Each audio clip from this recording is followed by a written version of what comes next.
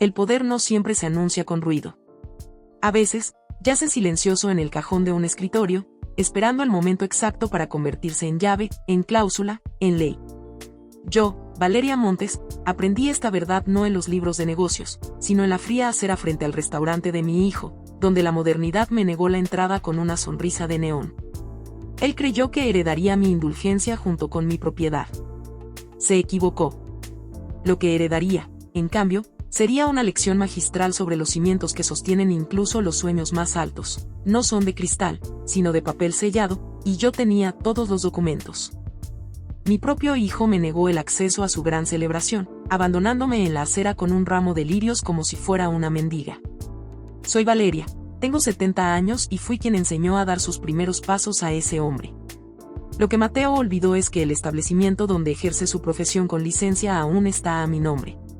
La noche era fresca, de esas que se filtran hasta la médula si una no porta un buen abrigo. Pero yo ni sentía el frío, la expectativa me ardía en las venas.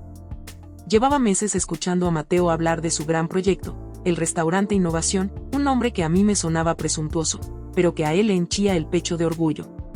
Había invertido una pequeña fortuna en renovar ese antiguo almacén ubicado en el distrito de moda de la metrópoli. Yo me había puesto mi mejor vestido, aquel de seda color esmeralda que usé para el bautismo de mi nieta hace 6 años, y me había recogido el cabello con el peine de nácar que perteneció a mi madre. Me sentía refinada, digna, una madre preparada para celebrar los triunfos de su niño. Entre mis manos sostenía con fuerza un ramo enorme de lirios. No eran flores de una boutique exclusiva, de esas que vienen envueltas en celofán brillante y moños exagerados. Eran lirios de mi propio jardín, cortados esa misma tarde, con el tallo robusto y las cabezas pesadas mirando al firmamento, envueltos en papel craft y atados con una cuerda tosca. A Mateo siempre le encantaban de pequeño. Decía que eran estrellas, que se podían sostener. Qué ingenua fui al creer que esos momentos del pasado aún tenían valor para el hombre de traje hecho a medida en el que se había transformado. Bajé del auto de alquiler a 2 manzanas porque la congestión era insostenible. La avenida estaba repleta de vehículos de lujo, furgonetas oscuras con cristales tintados y jóvenes vestidos como para una gala de premiación. El cartel de neón azul sobre la entrada de ladrillo a la vista destellaba con sobriedad. Innovación. Había una alfombra escarlata, discreta, pero imponente, y unas barreras de terciopelo que segregaban a los invitados privilegiados del común de la gente. Avancé con determinación, aunque la artritis en mi rodilla izquierda me recordaba su presencia con un dolor agudo. Sonreía. Iba a presenciar el éxito de mi hijo. Al aproximarme a la entrada, un hombre alto, vestido con un traje negro impecable y un auricular en la oreja, se constituyó como una barrera impasible en mi camino. No fue descortés al principio, solo firme, como un muro infranqueable. Buenas noches, señora, declaró, extendiendo una mano enguantada para detenerme. ¿Su nombre, por favor? Soy Valeria, la madre del propietario, afirmé, ensanchando el pecho, esperando que las puertas se abrieran de inmediato. El hombre consultó una lista en un dispositivo electrónico, deslizó el dedo 1, 2 veces, frunció ligeramente el ceño y me escudriñó de arriba a abajo. Su mirada se posó en mis zapatos, prácticos y de tacón bajo, luego en mi vestido de diseño anticuado, y finalmente en el ramo de lirios que de pronto me pareció absurda y rústicamente fuera de lugar en medio de tanto hormigón y cristal. No figura en la lista, señora, enunció con un tono que había dejado de ser amable para volverse condescendiente. Este es un evento de carácter privado que requiere una invitación digital. Debe de haber algún equívoco, muchacho, insistí intentando conservar la dignidad. Soy la madre de Mateo. Él sabe perfectamente que yo asistiría. ¿Podría notificarle de mi presencia? El encargado, o el supervisor de seguridad, o lo que fuese aquel muro humano, exhaló con visible irritación. Miró por encima de mi hombro hacia la hilera de personas distinguidas que aguardaban a mis espaldas. Señora, le ruego que no obstruya el acceso. Si no posee el código QR correspondiente, no puede ingresar. El señor Mateo se encuentra extremadamente ocupado atendiendo a los inversores y a los medios de comunicación. No podemos interrumpirlo por... Hizo una pausa deliberada y señaló mis flores con desprecio. Por visitas familiares no consignadas en la agenda. Sentí como un fogonazo de calor me ascendía hasta las mejillas. No era vergüenza, era un puro asombro hiriente. Me aparté, acercándome al gran ventanal de cristal polarizado que daba a la calle. Desde allí podía observar el interior, la luz era tenue, la música resonaba con un bajo sordo y los camareros circulaban con bandejas de metal pulido. Y entonces lo distinguí. Allí estaba Mateo. Se encontraba en el epicentro del salón, bajo una lámpara de diseño arquitectónico, compartiendo una risa despreocupada con un grupo de hombres de traje gris perla y mujeres con vestidos de pedrería centelleante. Lucía apuesto, triunfante, resplandeciente. Mi corazón se estremeció. Alcé la mano, a sabiendas de que el cristal era grueso, y golpeé levemente con mi alianza nupcial.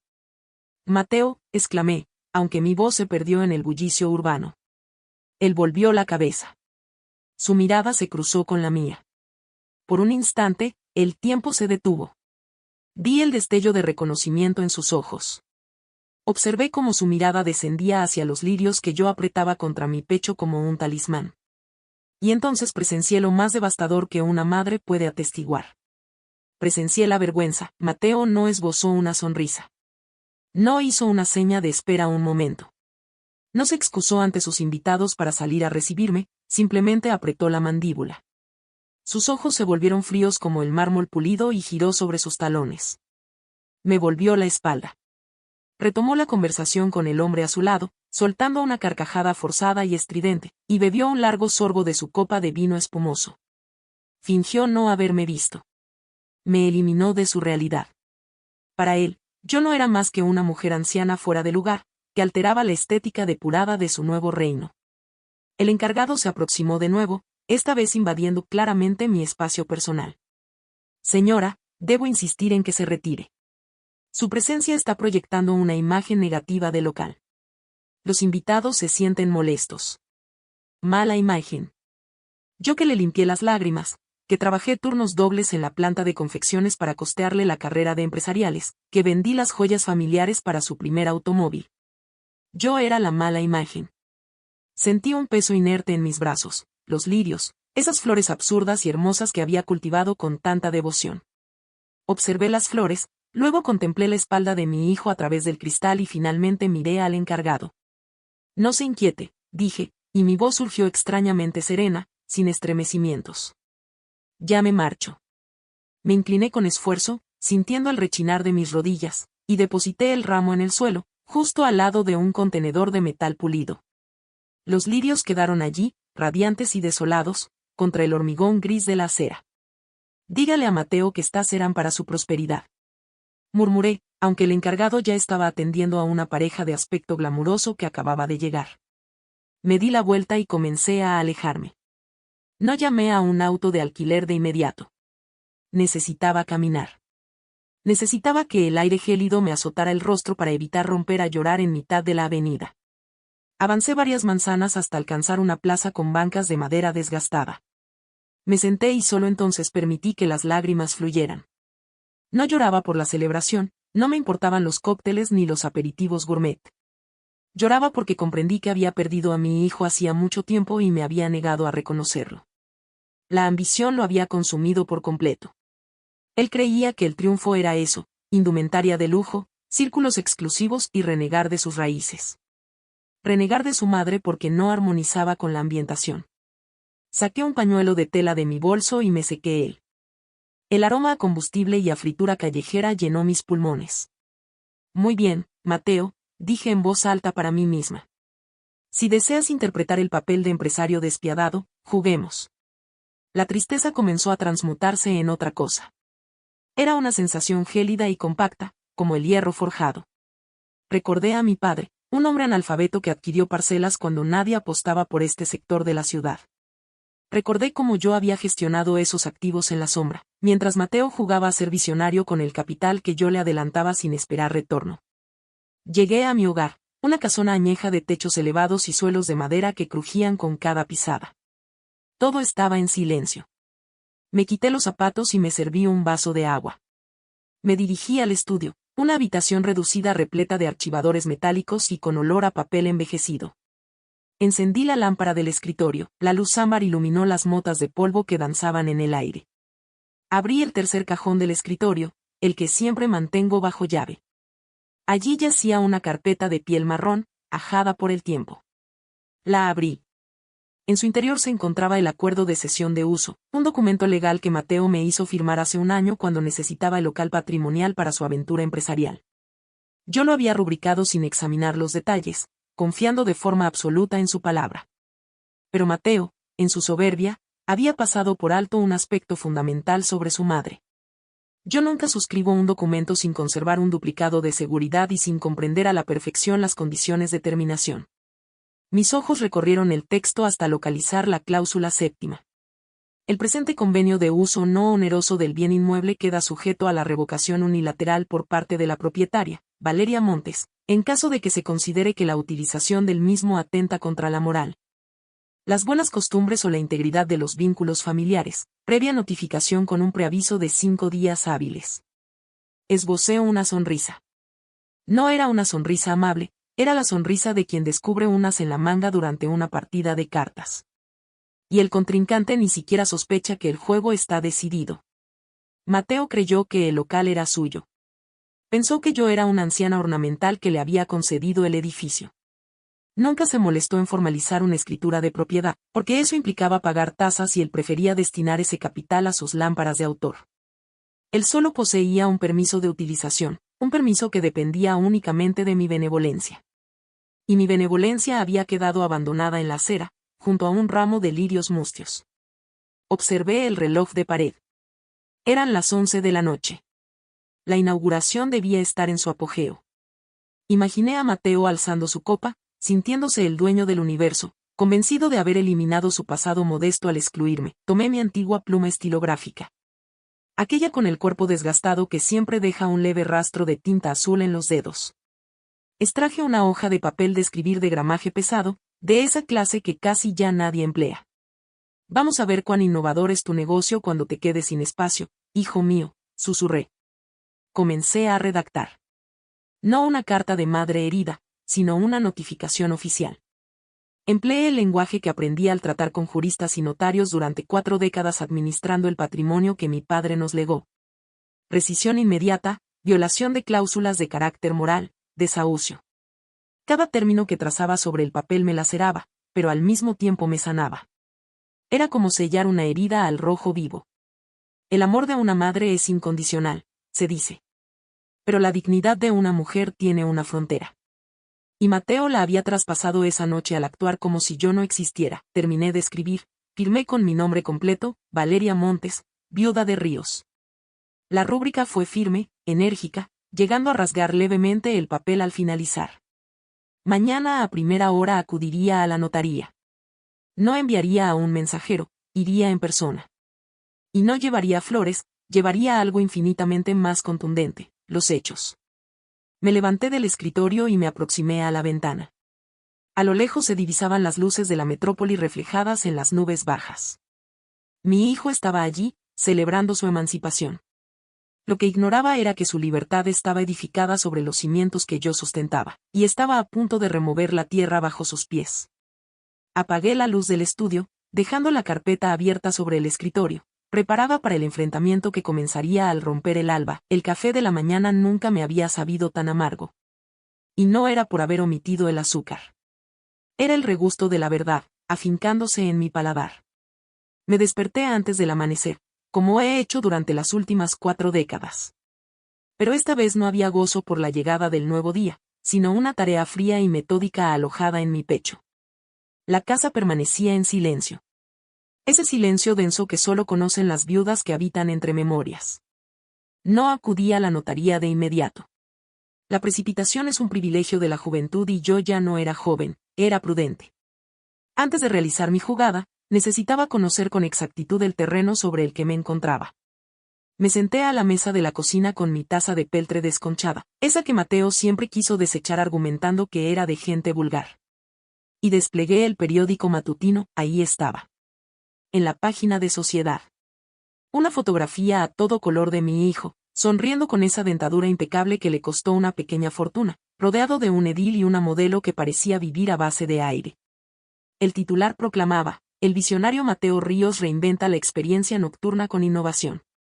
El texto elogiaba su ingenio empresarial, su habilidad para transmutar espacios olvidados en oro y de cómo él, en solitario, sin apoyo de nadie, había erigido ese imperio gastronómico. En solitario, leí en voz alta y mi risa sonó vacía en la cocina. ¿Qué memoria tan frágil posees, muchacho? Dejé el periódico a un lado y extraje mi vieja libreta de cuentas. No era una tableta electrónica ni una hoja de cálculo en la nube.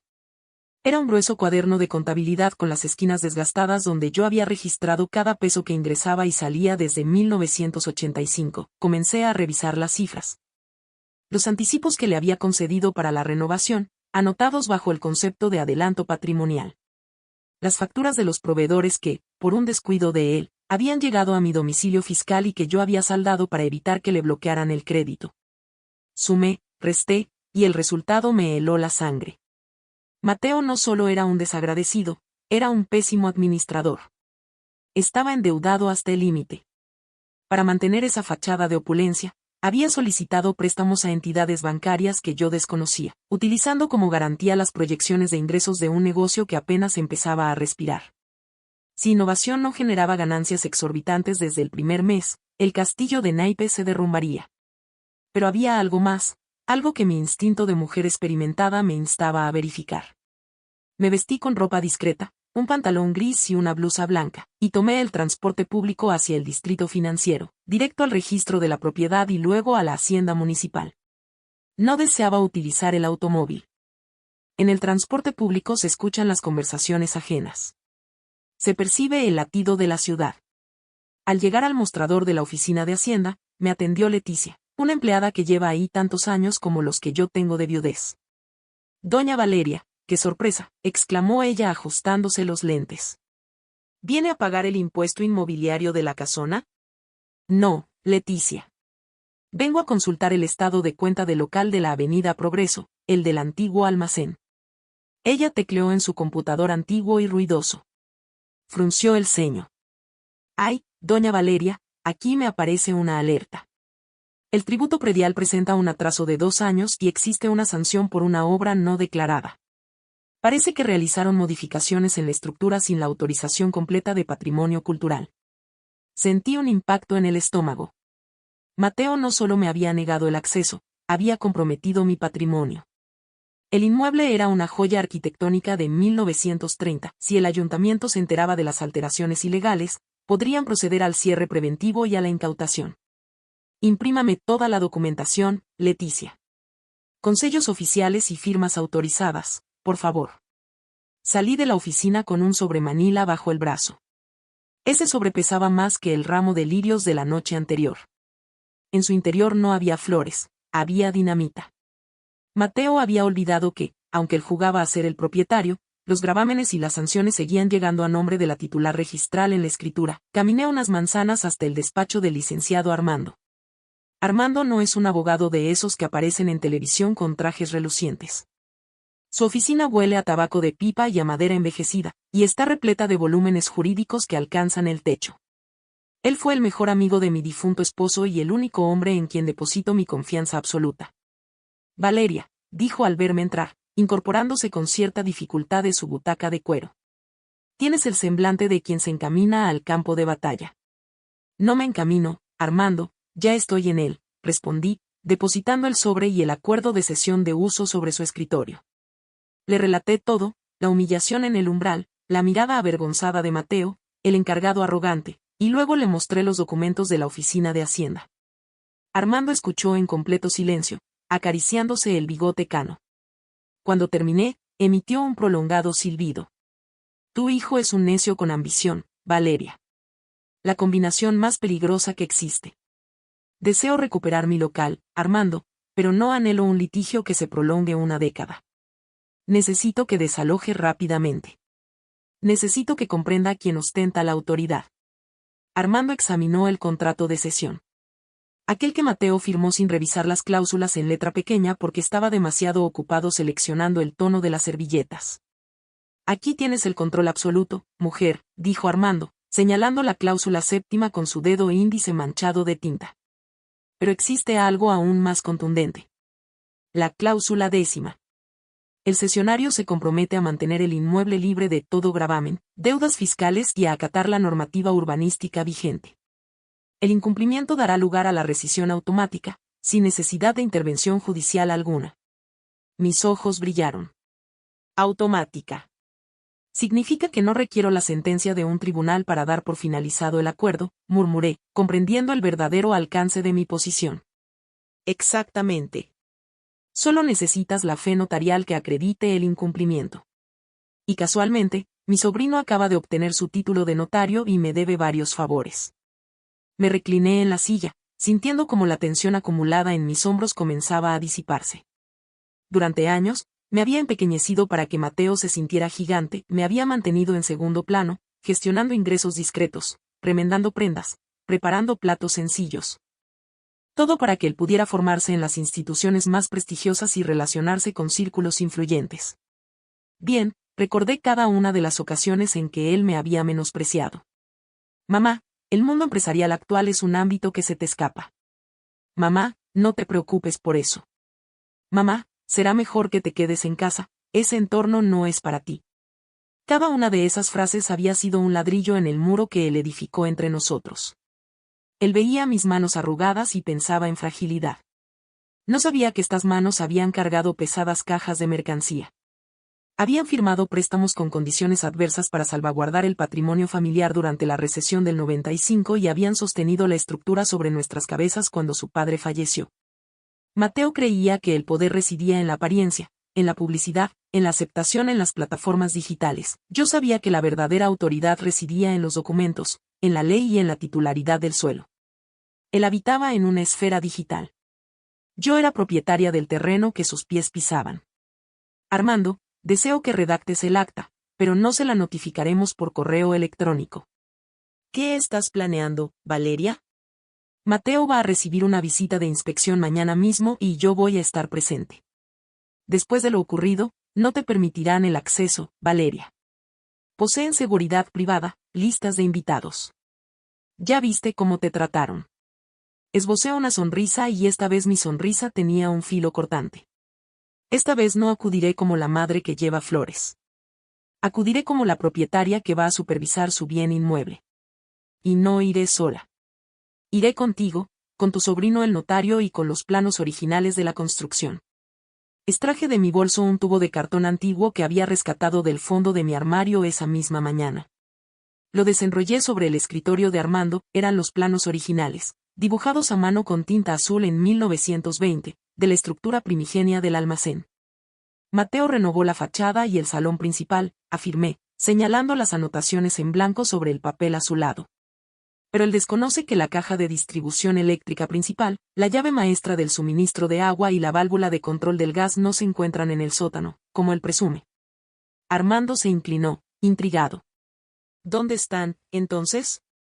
Están en una sala de servicio oculta, tras un tabique falso en el callejón trasero.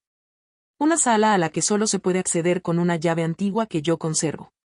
Extraje de mi bolsillo un llavero pesado de bronce. Contenía 3 llaves grandes, oxidadas, que parecían pertenecer a una fortaleza medieval. Mi esposo selló esa puerta hace 2 décadas por considerarla un riesgo. Mateo ni siquiera sospecha su existencia. Probablemente instaló su lujosa cocina justo al lado, conectándose a las redes de forma precaria. Valeria, eres una maestra, dijo Armando, pero lo dijo con respeto. Soy madre, Armando, y una madre debe educar, incluso si la enseñanza duele. Mateo necesita aprender que no se puede edificar un futuro escupiendo sobre los cimientos del ayer. Salí del despacho con una sensación de liviandad que no experimentaba desde hacía años. El sol del mediodía brillaba con intensidad. Me detuve en un puesto callejero y pedí un jugo de naranja natural. Mientras bebía, saqué mi teléfono móvil, un modelo básico pero eficaz, y abrí la aplicación que mi nieta me había ayudado a instalar. Busqué el perfil de innovación. Había nuevas publicaciones, vídeos de la noche anterior, personas bailando, botellas de licor con destellos artificiales y Mateo en el epicentro de todo. Brindando por el comienzo de una nueva época. El texto sobre el video decía, gracias a todos los que confiaron en mí. Cuando nadie más lo hizo. Sentí un punzante dolor en el pecho. Nadie más. ¿Y quién costeó sus trajes a medida? ¿Quién otorgó la garantía para su primer préstamo? ¿Quién se dio el uso del local? La ingratitud es un veneno que nubla la razón. Mateo se había tragado su propio relato. Se había convencido de ser un hombre forjado por sí mismo, borrando cómodamente mi presencia de su historia. Guardé el teléfono. Ya no me causaba dolor. Ahora me inspiraba lástima.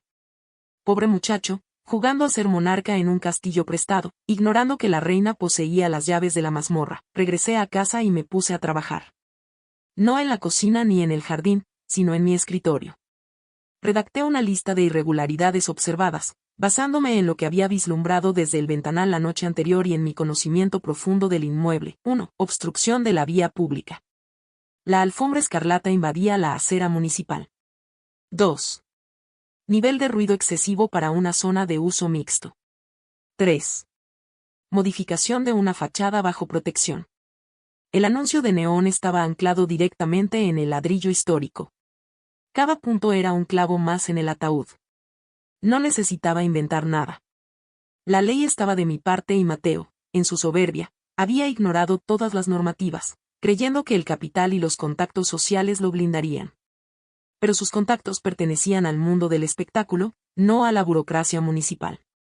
Y en este país, el documento oficial es la última palabra. Cayó la tarde y la casa se llenó de sombras alargadas. Me senté en mi sillón preferido, acariciando las llaves de bronce sobre mi regazo.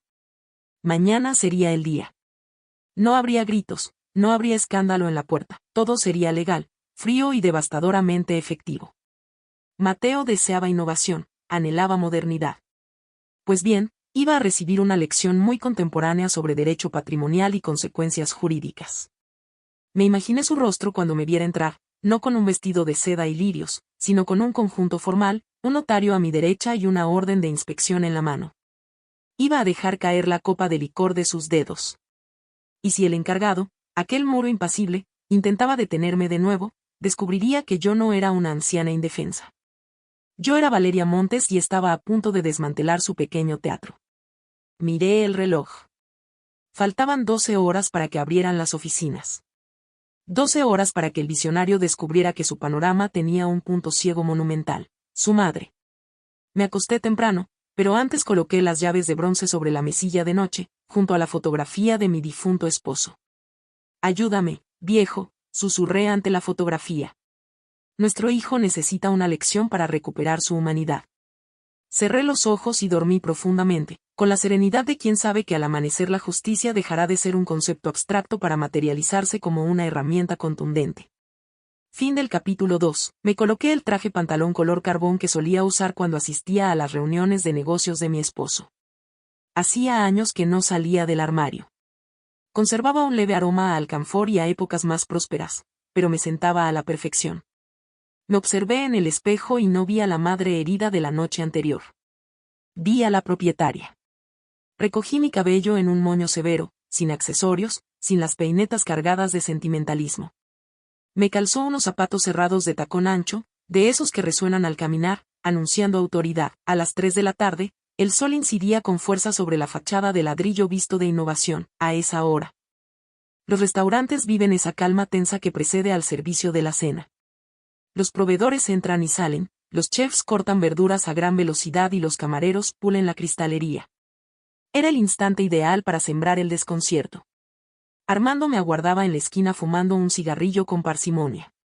A su lado estaba su sobrino Rodrigo, un joven de rostro juvenil, pero con la credencial de notario público reluciendo en la solapa de su chaqueta. Rodrigo portaba una carpeta de expediente abultada y una cámara digital profesional.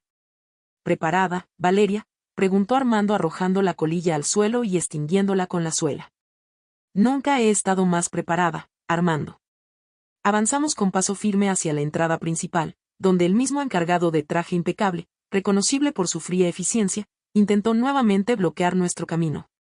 Su gesto de negación automática se congeló en el aire cuando Armando, con una calma demoledora, le mostró la orden notarial de inspección y rescisión.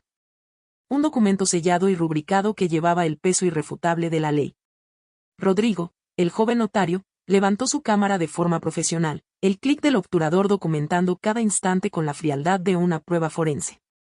El gerente retrocedió, su autoridad hecha añicos ante la evidencia burocrática. Al cruzar el umbral, el bullicio del preparativo de la cena se apagó en una onda de silencio incómodo. Cuchillos dejaron de picar, miradas se clavaron en nosotros. Y entonces lo vi. Mateo emergió de la cocina, aún con su mandil de chef de lino blanco, una mancha de salsa en el brazo. Al verme, su rostro perdió todo el color. La copa de vino que sostenía se desprendió de sus dedos, estrellándose contra el suelo de mármol negro con un estallido líquido y cristalino que resonó como un disparo en la sala muda. No pronuncié una sola palabra. No necesitaba hacerlo.